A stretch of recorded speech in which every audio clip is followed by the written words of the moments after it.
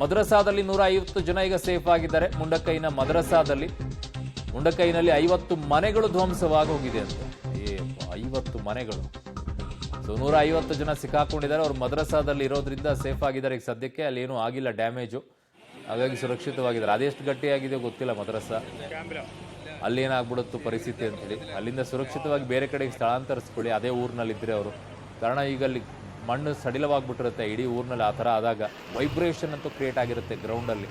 ಆ ವೈಬ್ರೇಷನ್ನಿಂದ ಎಲ್ಲೆಲ್ಲಿ ಮತ್ತೆ ಬಿರುಕು ಬಿಟ್ಟಿರುತ್ತೆ, ಆ ಮಳೆಯಿಂದಾಗಿ ಮತ್ತೆ ಅದು ಕುಸಿಯುವಂಥ ಪರಿಸ್ಥಿತಿಗೆ ಹೋಗುತ್ತೋ ಗೊತ್ತಾಗೋದಿಲ್ಲ. ಈ ಪರಿಸ್ಥಿತಿ ರಿಪೀಟ್ ಆಗಿತ್ತು ಮಡಿಕೇರಿಯಲ್ಲಿ. ಆರಂಭದಲ್ಲಿ ಒಂದಿಷ್ಟು ಕುಸಿದಿತ್ತು, ಆಮೇಲೆ ಆ ಮಣ್ಣು ಸಡಿಲವಾಗಿದ್ದರಿಂದ ಮತ್ತೆ ಮಳೆ ಅಂತ ಬಂದಾಗ ಹಿಂದೆ ಇದ್ದಂಥ ಮಣ್ಣು ಕೂಡ ಕುಸಿದುಕೊಂಡು ಬಂದಿತ್ತು. ಅಂಥ ಅನಾಹುತಗಳು ಆಗದೇ ಇರಲಿ ಅಲ್ಲಿ.